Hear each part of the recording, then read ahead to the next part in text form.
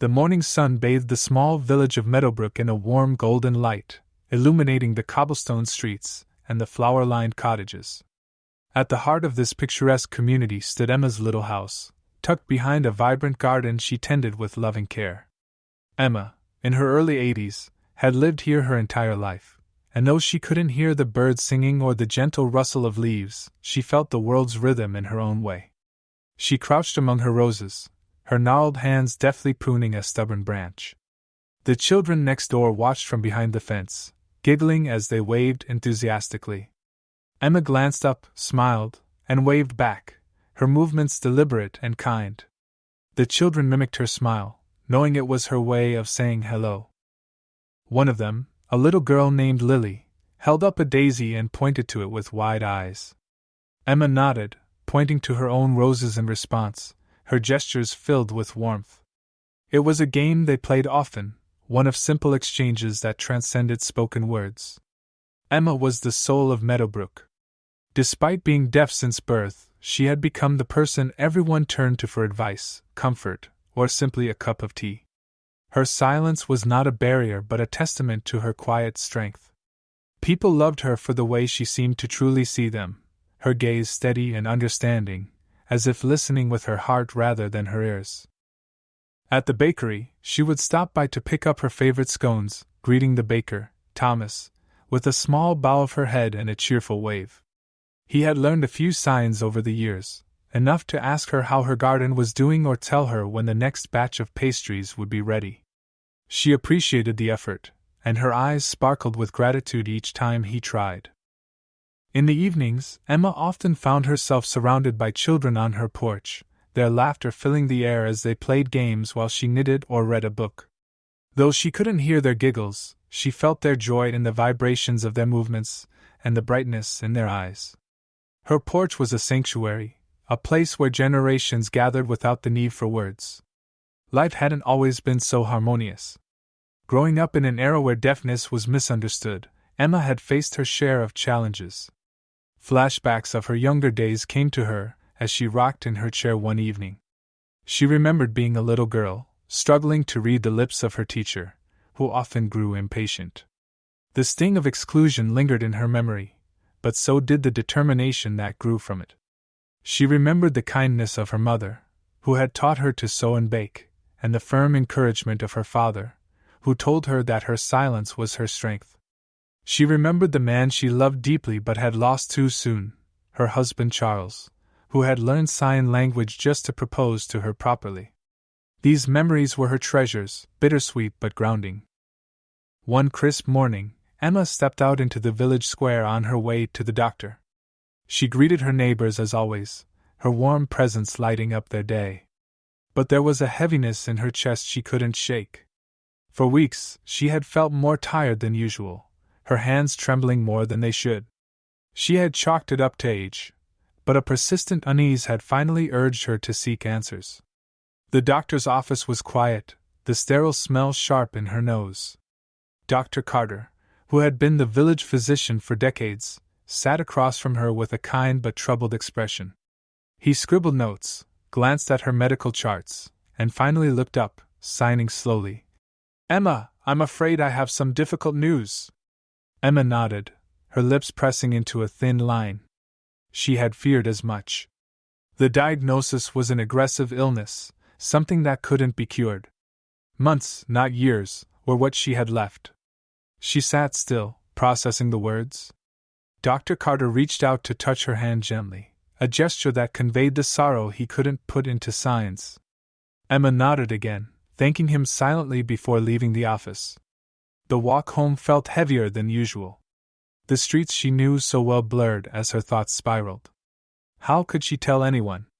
She had always been the strong one, the steady presence in everyone's life. Now she felt fragile, as though the world might shatter if she let them see her like this. When she reached her house, Emma sat on the porch, her eyes scanning the horizon. The children next door waved again, and she waved back, but her movements were slower. Her garden, usually a source of joy, looked like a burden now. She wondered what would happen to it when she was gone. That evening, As the village settled into the soft glow of lanterns and the hum of daily life, Emma made a decision. She wouldn't let her illness define her remaining days. Instead of withdrawing, she resolved to give more of herself to the people who had given her so much love. The next morning, she baked a batch of her famous shortbread cookies and delivered them to her neighbors, smiling brightly as she handed them out. She spent hours in her garden, pruning and planting as though each seed she buried would carry a part of her into the future. She took time to teach Lily and the other children how to sign their names, their tiny fingers fumbling but eager to learn. Emma's resolve to spread joy masked her inner turmoil.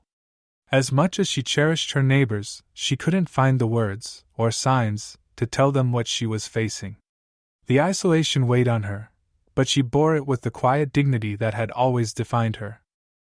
One day, as the sun dipped below the horizon, painting the sky in hues of orange and pink, Emma stood by her garden gate, watching the children play. Lily ran up to her, holding a daisy chain she had made, and placed it gently on Emma's wrist.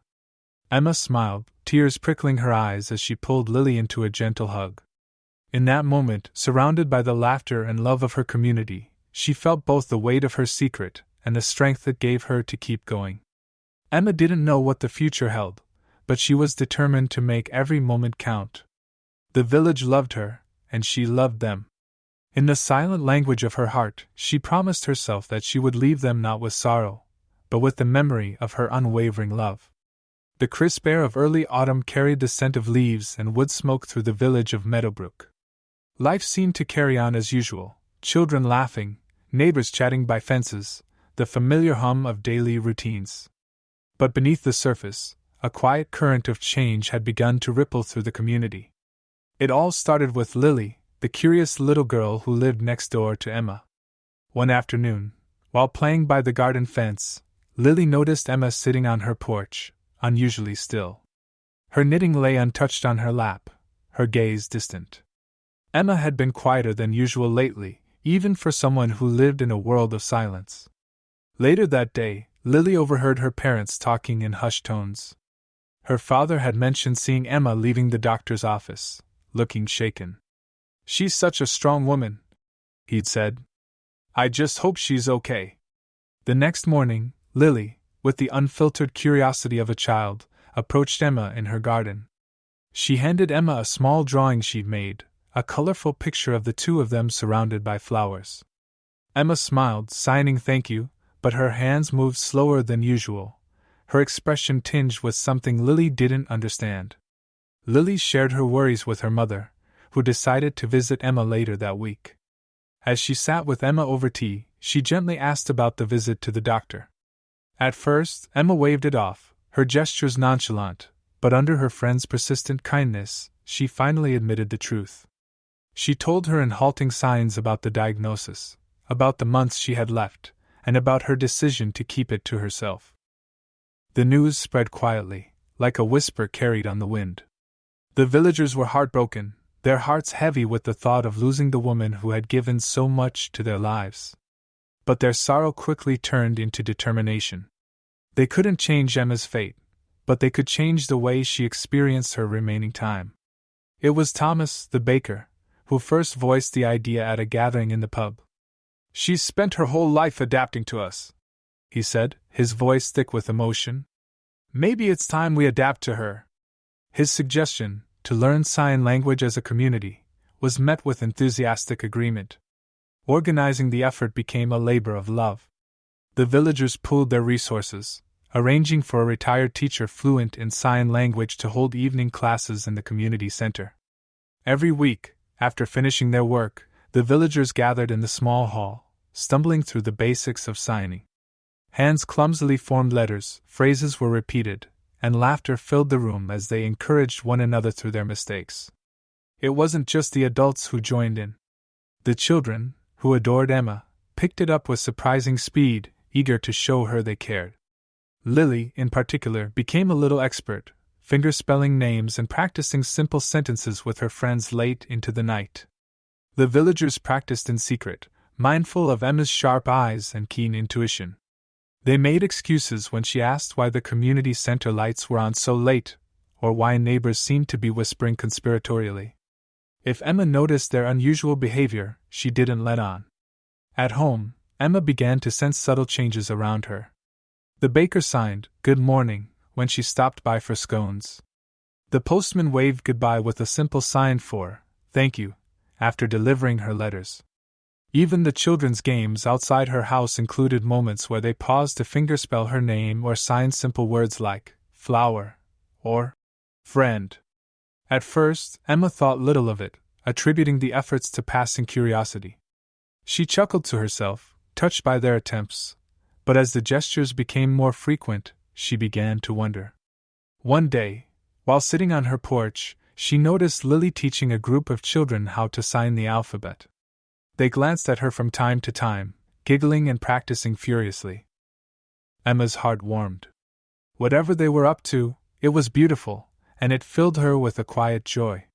She didn't ask questions, not wanting to disrupt whatever secret they were so lovingly hiding. Instead, she basked in the warmth of their presence, finding comfort in the small acts of inclusion. The community, for their part, poured themselves into their plan. Villagers who once struggled to find time between work and family now dedicated hours to learning signs. Even the oldest residents, like Mr. Abernathy, who rarely left his rocking chair on the porch, practiced diligently. Emma's influence had always been subtle but profound. Now, her silence became the language that brought the village closer together. One evening, as the sun dipped below the horizon, Emma sat in her garden, watching the sky turn shades of orange and pink. She felt a shift in the air, a sense of something larger at play. The village she loved so dearly was changing in ways she couldn't quite put into words or signs. The children gathered by her fence, their fingers moving clumsily but with purpose. Lily pointed to herself, then to Emma, signing the words, "I love you." Emma's breath caught. She blinked rapidly, a smile breaking across her face. Her own hands moved in response, forming the sign for "Thank you." For Emma, it wasn't the precision of the gestures that mattered, it was the effort, the love behind each movement. She didn't know what had inspired them to learn her language, but it made her feel seen in a way she hadn't experienced in years. In the weeks that followed, Emma found herself at the center of something extraordinary. Neighbors she'd known for decades began using simple signs to greet her, their efforts halting but heartfelt. The children's games included fingerspelling and signing, and even the shopkeepers added small notes in sign language next to their chalkboard menus. Emma began to suspect that whatever was happening, it wasn't a coincidence. She felt a quiet pride in her community, a love so deep it brought tears to her eyes when she thought of it alone in the evenings. Whatever they were doing, it wasn't out of pity. It was something far more profound. As autumn deepened, Emma's days grew shorter, her energy waning as the illness took its toll. Yet, she felt more alive than she had in years. Her community had wrapped her in a silent symphony of love, and she cherished every note. She didn't yet know the extent of their efforts or the surprise they were planning, but Emma knew one thing for certain: she was surrounded by people who loved her enough to meet her in her world of silence, and that, she thought, was the greatest gift of all. The autumn leaves crunched underfoot as the villagers of Meadowbrook bustled about with quiet excitement.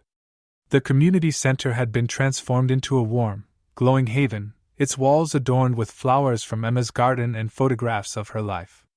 The pretense was simple, a celebration of Emma's contributions to the village. Officially, it was to honor the legacy of the woman who had touched every heart in Meadowbrook. Unofficially, it was the culmination of months of love and preparation. Inside, the villagers rehearsed their signs one last time. Thomas, the baker, stood near the podium, nervously signing phrases under his breath. Lily skipped around, correcting her friends with the confidence of a seasoned expert, her small hands a flurry of practiced movements. Even Mr. Abernathy sat in his usual rocking chair, fingers slow but deliberate, determined to get it right. Emma, unaware of the scale of the gathering, had been convinced to attend by Lily's mother, who told her it was a small tea party to celebrate the changing seasons. She arrived wearing her Sunday best, a soft smile gracing her face. As she stepped into the hall, her breath caught. The room erupted in applause, not the audible kind but a sea of waving hands, fingers fluttering in the sign for clapping. Emma stood frozen, her eyes wide, her hands clutching her shawl. She glanced around at the familiar faces of her neighbors, their expressions filled with love and pride. Tears welled in her eyes as Lily ran up to her, taking her hand and signing, "This is for you." Emma's heart swelled as she was guided to a chair in the center of the room. The event began with a series of signed speeches, each villager taking turns to express their gratitude and love. Thomas signed clumsily but earnestly, his large hands struggling to form the words for "Thank you for always believing in us." The postman followed, signing, "You taught us that silence is not emptiness but another way to listen." The children performed a small play, signing their lines with joyful exuberance. Even the youngest among them, barely able to spell their own names, managed to sign simple phrases like "friend" and "love." Emma laughed through her tears, her hands clapping silently as her heart felt as though it might burst. The grand finale came when the entire village stood together, signing in unison a message they had practiced tirelessly. "Thank you, Emma, for teaching us to see the world through your eyes. We love you." Emma's hands trembled as she raised them to respond. She looked around at the faces she had known for decades, faces now speaking her language, faces filled with love that transcended words. Slowly, deliberately, she signed back, "You have given me the greatest gift I could ever imagine. I love you all." The room was quiet, but it vibrated with emotion. Tears streamed down Emma's cheeks as Lily climbed onto her lap, wrapping her small arms around her neck. For the first time in her life, Emma felt wholly included, not as someone different but as someone deeply understood. In the weeks that followed, Emma's world blossomed in unexpected ways. The villagers, now equipped with the ability to communicate more fully, spent more time with her than ever before. They stopped by her garden not just to wave but to chat in signs, sharing stories and laughter. The children became her eager students, sitting cross-legged on her porch as she taught them new words and phrases, their hands moving excitedly to keep up. Emma's illness, though relentless, no longer felt like an insurmountable burden. Instead, it became a catalyst for moments of connection she had never imagined. She found herself surrounded by love at every turn, her final months a celebration of the life she had built and the people she had inspired. One chilly afternoon, as the leaves began to fall in earnest, Emma sat in her garden with Lily beside her. They worked together to plant tulip bulbs, Emma's hands guiding Lily's as they buried the small promises of spring into the earth. When they were finished, Lily looked up and signed, "Will they grow next year?" Emma smiled, nodding. "Yes," she signed back. "They'll remind you of me." As winter approached, Emma's health declined. The villagers took turns visiting her, ensuring she was never alone. They read to her, shared stories from their lives, and signed their love into the quiet air of her home. Even as her strength faded, Emma's spirit remained unbroken, her heart full of gratitude for the life she had lived and the community she had built. One morning, as the first snow dusted the rooftops of Meadowbrook, Emma passed away peacefully in her sleep. Lily's mother, who had been sitting with her, gently signed a final "thank you" before covering her with a quilt Emma had knitted years before. The news spread quickly, and the village mourned together. But their grief was tempered by the legacy Emma left behind. At her memorial, they gathered in the community center once more, their hands speaking the words their hearts struggled to express. The children signed a song they had learned, their movements a tribute to the woman who had given them so much. In the months that followed, Meadowbrook became a village forever changed. Sign language became a part of daily life, not just a skill learned for Emma, but a way of honoring her memory. The children continued to teach one another, their games filled with fingerspelling and laughter. One spring day, a new family moved into the village. They had a young son, Timmy, who was deaf. His parents worried about how he would adjust, but those fears melted away the moment they arrived. Lily and the other children ran to greet him, their hands flying with signs of welcome. Timmy's face lit up, his eyes wide with joy. For the first time, he felt understood. Emma's garden, lovingly tended by the villagers, burst into bloom that spring. The tulips she and Lily had planted stood tall and vibrant, a testament to her enduring spirit. The village often gathered there, sharing stories of Emma, their hands moving in the language she had taught them, their hearts forever touched by her quiet strength. Though Emma was gone, her presence remained in every gesture, every smile, every hand raised in silent applause. Meadowbrook had become a symphony of love, its silence filled with meaning, its people forever united by the gift Emma had given them.